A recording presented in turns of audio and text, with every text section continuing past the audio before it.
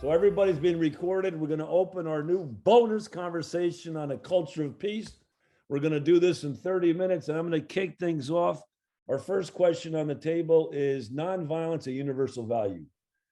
And I'm going to say one, yes. And two, I'm going to share with you a unique insight, or I thought unique insight, a powerful insight in the evil. Nature, in my view, can't be evil. Mother Nature can't be evil. So all evil comes from human beings and wrong thinking.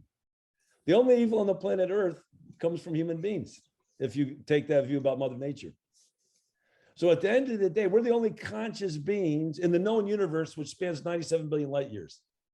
We're the only conscious beings since the creation of our universe 14 billion years ago. So that gives us a huge responsibility to answer Fanny Flagg's, come up with an answer to Fanny Flagg's conundrum that we're not all as crazy as bed bugs, right? So starting with violence, it seems to me that yes, nonviolence has to be a universal value. And, you know, I'm going to turn over to you, Jack, next, but ultimately, because Jack showed me how to overcome differences. There's several days conflict resolution.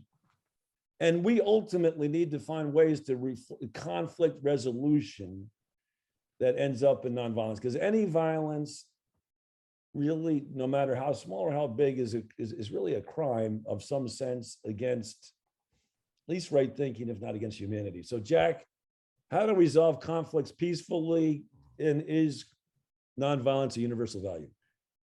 Yeah,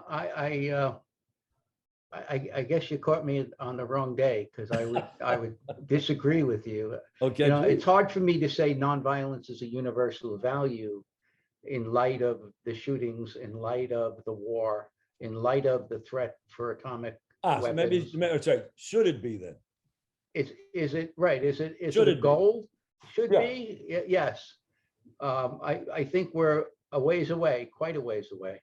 But I think should nonviolence be a universal value? Yes. Right, Is nonviolence a universal value? Hell no.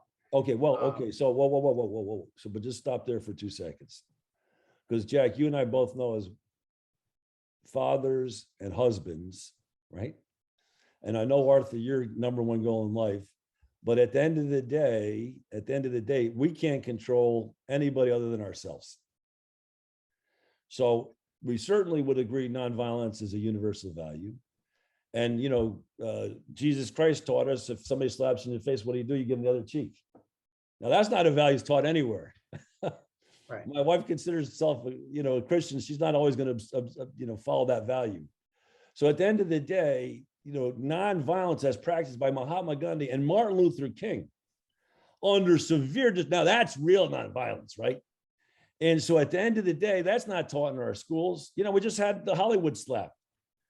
You know, ultimately, we should be praising Chris Rock. My goal is to get Chris Rock, and I just think, what's his name? Will had a weak moment, to get the two of them going out and talking in the same way Ralph Branca talked with the guy that hit the home run. Anyway, so nonviolence, I think we're agreed, is the goal. And Jack, you taught technology change. Has our capacity to destroy ourselves increased every year? Yes. Is it increasing every day? Yes. Is the need for nonviolence even more potent and powerful every day? Absolutely. Okay. And, you know, and we can teach it. I mean, we can teach skills around it. So, for example, we talk about empathy all the time. Well, if you break that down to teaching young people, it's really about empathic listening and empathic responding, right? So do I understand you to say, do you mean that how can we find common ground, right? You know, those kinds of fact checking for understanding, number one, when we disagree with somebody. I don't know about you, but, you know, Janine and I can sometimes be about to disagree, and then we fact check. Did you really mean this? No, I didn't mean that. I didn't say that. This is what that kind of thing. We sometimes argue for the sake of right fighting, right? And is it more important to be right, or is the relationship more important to you? Those kinds of, and we can teach those skills. We can teach how to respond to stereotypes. We can teach how to respond to hate. We can teach how to respond to threats. And we can teach how to be allies, one for the other. Does it help? I think so. All right, now I'm going to thank you, Jack. Thomas, go to the next slide. I'm going to turn it over to you, Arthur, because again, we're first talking about the United States now. And I don't need to tell anybody in this call that we have some real problems with violence in the United States. Obviously, what happened in Uvalde, but also our underserved communities see thousands of murders every year. So, Arthur, my question is, why is that happening? And it's not happening in China. So why is that happening in the United States, one? And two, what can we do about it?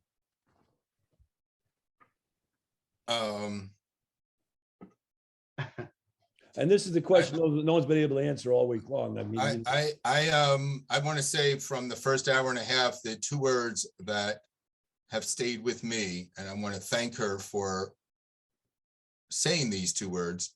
Lark, when you said the words inner peace, yes, it really made me think that the violence in this country, in the United States, is occurring because we are not doing a good job of saying inner peace is what we should all be striving for. And because of that, we have violent video games that does not give us inner peace, but give us a different dopamine rush. And so until we understand, take some notes and share them with us. Until we understand that this is at the earliest age, this is what we should be striving for, this inner peace. I'm not sure that we are going to be able to overcome this culture of violence, whether it is because of mental illness or share them on the screen if you could. Or because of what is happening in some of our underserved communities, where strength and domination and retaliation overcomes this notion of inner peace. So thank you, Lark. And I think my pleasure, Arthur. I really think this is important. Yeah. I mean, enormously powerful. Other comments? Thomas, could you just share the Jamboard so we can all see it? Just you can, it can be on the old slide. I just want to make sure we capture these extraordinary comments. And I got to say, well, I'll just say, I'm far too quick to anger. People that work with me know that. I do, and so I eventually listen, but don't listen empathetically, and with empathy in the way I should. And and Lark, when you said about inner peace, and that's because I don't have the inner peace I should have. Even the silliness, right? Even the silliness and political conversations can get very heated, right? I'm a local politician there. No one's fair in that. Doesn't make a difference. I have to be, I have to be the change I want to see in the world. So if I'm the good, and I'll tell a quick funny story. Jack will remind this. We used to get adults together and share a conversation, and we have a certain way of interacting. And of course, everybody's expecting the founder of One World to be a guru. And we got the feedback at the end is, one, that guy's not a guru, and two, don't let the guru founder come to any more meetings because he's out of line. So I really like this idea in inner peace because it really resonated with me, and that I'm struggling and striving every day to become more inner peaceful. And maybe we'll talk about some of the things that help us achieve that. But Thomas, how do we overcome this sense of violence in our schools, in our communities? That's the $1 million question. But how did they do it at Portchester High School? Let me ask you more specifically. What did they do at Portchester High School to build inner peace, resilience, and civic minded engagement within the school? 1 to 10, how well did they do? 10 great, 1 horrible. I would say probably about a 4. I think that, the community at Portchester High School was very fragmented. And that's one of the things when I was there with Jeffrey Kravitz and Eli Taylor, I was trying to work on that with Stumped and building a greater community and greater alignment within that community. But I don't think that Portchester does a very good job of promoting community-wide conversations and just making students feel like they're part of this greater community.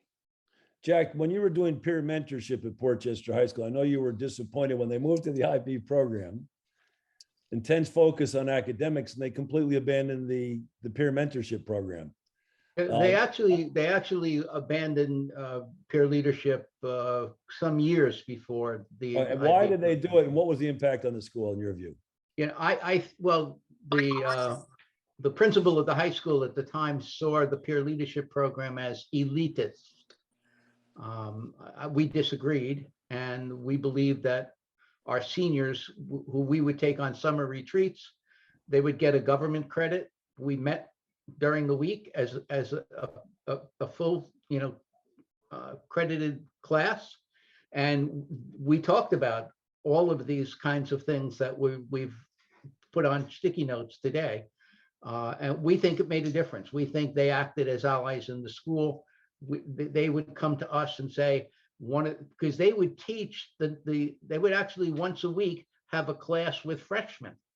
And I can tell you quite honestly that we had a number of seniors come to us over the years and say, I've got a freshman I think is in trouble, and we need to get some help.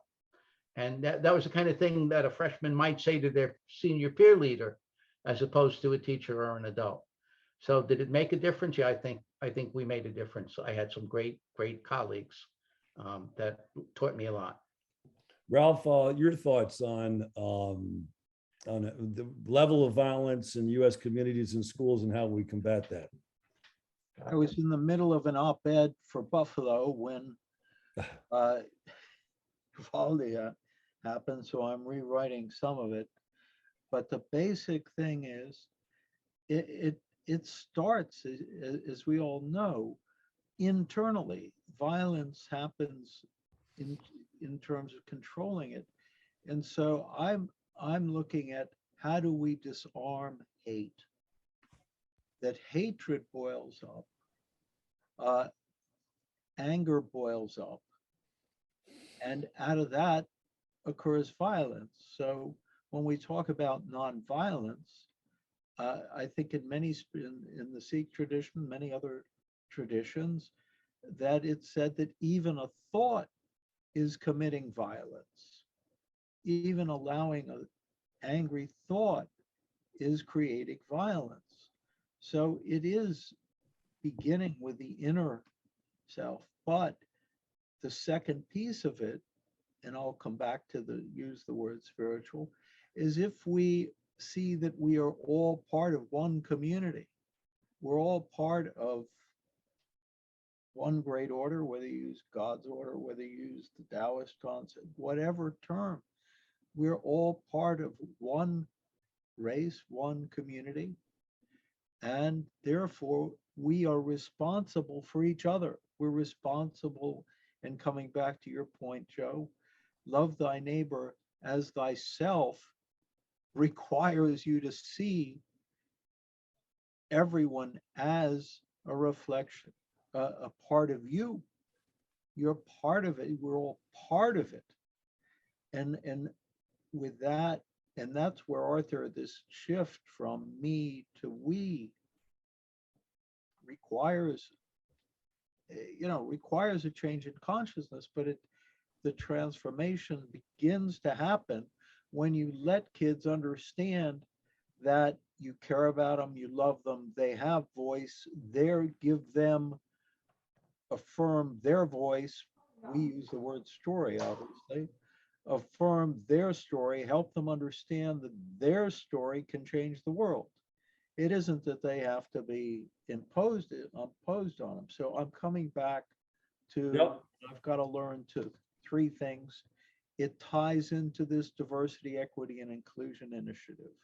It ties into, you got to tie it in, Joe. Yep. So So, go ahead. I'm okay, sure. so, well, thank you very much, Ralph, and you're providing us with, I'm going to call you Mr. Segway.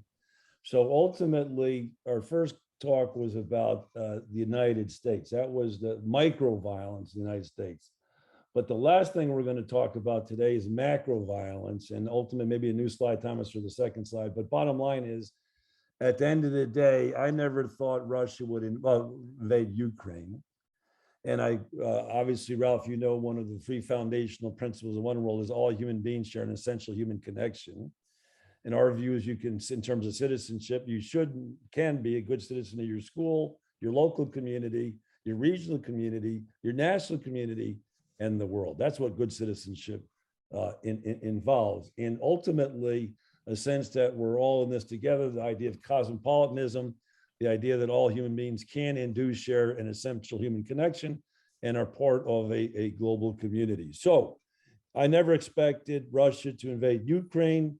This idea of cosmopolitanism, that we share a common fate on a crowded planet, put forward by Jeffrey Sachs, is really what we see as the defining feature of the 21st century world. So the question on the table, again, I'll start with you, Tom, then come to you, Arthur, is, okay, one, how well are your schools teaching that global citizenship connection?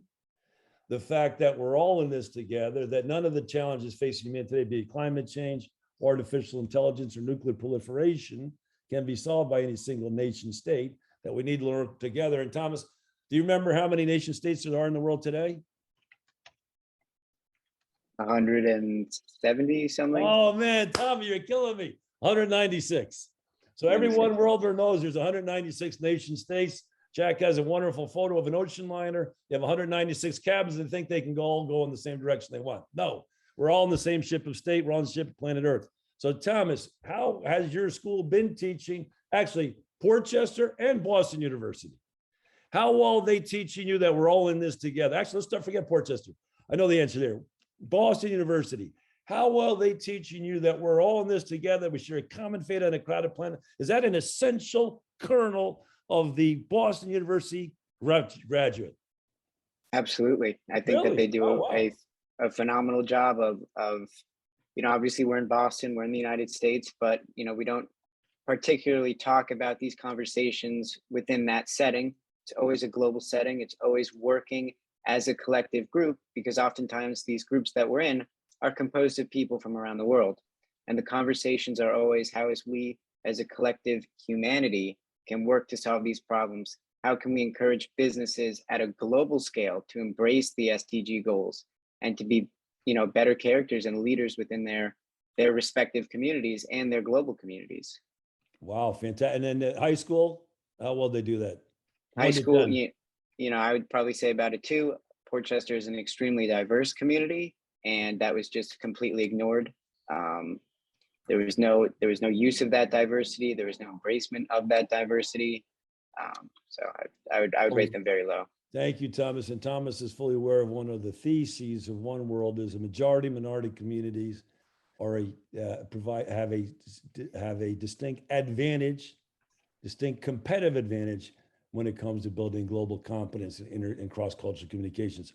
Arthur, how do we build this global citizenship idea? How do we get students to understand that we share a common fate on a crowded planet? And actually, I'm gonna ask you a tough question as well. Why are we talking about character education? Shouldn't we really be talking about global character education? I mean, I know your answer is going to be, well, all values are universal. So we really are talking about global character education, but maybe in the 21st century world, why can't we talk about global character education, which implies a sense that, look, guys, we're not going to make it as a US alone. We're not going to make it as China alone. We're not going to make it as Brazil or India alone. This is it. This is the next 4 decades are make or break for humanity. This conversation will determine the fate of humanity. No doubt in my mind. Either we blow ourselves to smithereens or not. In fact, we just seen in the last 2 months, the first credible threat to blow the place to smithereens. So Arthur, I apologize. Sorry to throw a lot at you at the end, but it can't kick me under the table anymore, Jack.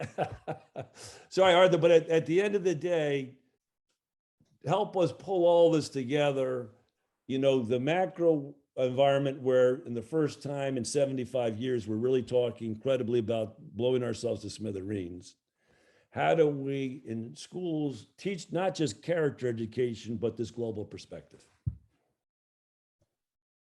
Thanks, Joe. I am going to come back to this notion of blow ourselves to smithereens in a moment. So I promise you I will address that. But we have a biology problem that we have to solve first. When we are infants growing into toddlers, we understand the world largely in terms of a binary. It's either daytime or nighttime. We're either high or up or down. It's either light or dark. We're either boy or girl. We're either United States or China. There's binaries that are stitched into our biology, and we have to recognize that. For me, it was being 12 years old and knowing for the first time that everyone was not Jewish in the world. I thought everyone was Jewish because I grew up in a Jewish community. Wow.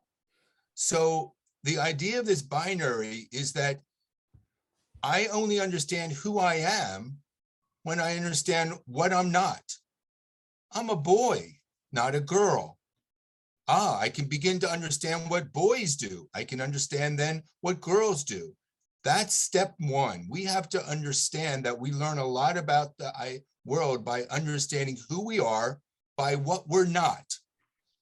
That China has a different culture than the US does. That's how I begin to understand that we celebrate Memorial Day and they celebrate different holidays. I know who I am by what I'm not. The second part of this biology, it's very natural to us for evolutionary reasons that who I am is better than who I'm not. We all have that.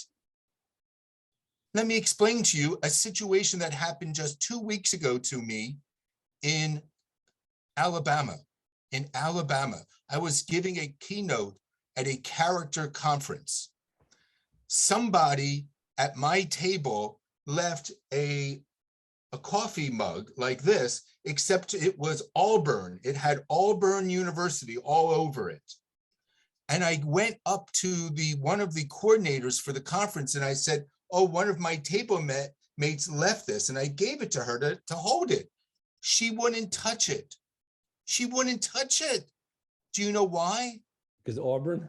No, because she went to Alabama. I'm like, seriously, here. She would not touch it. She said, put it back. I'll tell her that it's there. There was this Auburn, Alabama binary about who I am. I'm from Alabama is better than who I'm not. You're from Auburn. So this is built into who we are at a very deep level. Black versus white, Republican versus Democrat. It's just part of who we are. And your job in one world, our job in one world, is to figure out when is the time, the right time to tell children and young people, we got to get beyond this binary of who you are is better than who you're not. Unless we figure that out at the right time in the right way, using the right technology, I'm not sure we're ever going to avoid blowing ourselves up to smithereens, because competition is built into who we are. Okay, Arthur, now we've got really 2 minutes. So I'm going to apologize. First, I want to thank everybody. Would you give yourselves a round of applause? I want to thank everybody for participating. Since we're really down to 2 minutes, I'm going to monopolize the conversation with Arthur. Arthur, what I'm going to tell you is we have a very clear answer for that. It's going to be published in the Columbia Teachers College. Dr. Ferrara and I published. It's preschool. You need to start at preschool. That's when kids start going from individual to group. So that's the answer to that question. And ultimately, if we do that, we do the kinds of things. Now, you're going to talk about, I wanted to give you one, you said you're going to come back to blowing ourselves to smithereens. So I wanted to see, because so far you've solved every one of the challenges we've put forward today. You solved all the problems. Inner peace, I love it. Every one of your comments, and you've given us the framework. So I can't thank you enough, Arthur, for bringing your expertise, intelligence to this conversation. I'm going to let you help us solve the problem of blowing ourselves to smithereens, and then we're going to bring this to a close. Yeah, the answer is the virtue that is so universal,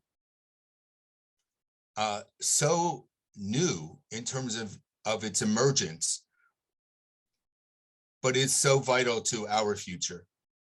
And that is the virtue of humility. We have to begin to become more humble and understand the power of humility. Until we do that, I'm not sure anything else works. Fantastic. Well, listen, I'm going to link what Ralph was saying to what you were saying. And Ralph is talking about, again, this need for connectedness. Ralph tells stories. This humility, as you say, Arthur, is essential to all of this, and finding the right balance between individual gain and working in community. And I guess I'm just going to finish by saying Yuval Noah Harari, the stories we've been talking about, the differences you talk about, black, white, Auburn, Alabama, money, right? All these, Yuval Noah Harari says, are things that help humanity succeed, because these are the stories, Republican, Democrat, these are all stories, right? Money is a story. If you put a chimpanzee against a human being on a tropical island, the chimpanzee will survive. However, we start to bring together larger groups, human beings do well. If you put a $100 bill in front of the chimpanzee and a banana, he's going to eat the banana. So money and all these things are stories our tells ourselves. And One World's goal is to create a new story, to build a transition generation, to make things happen.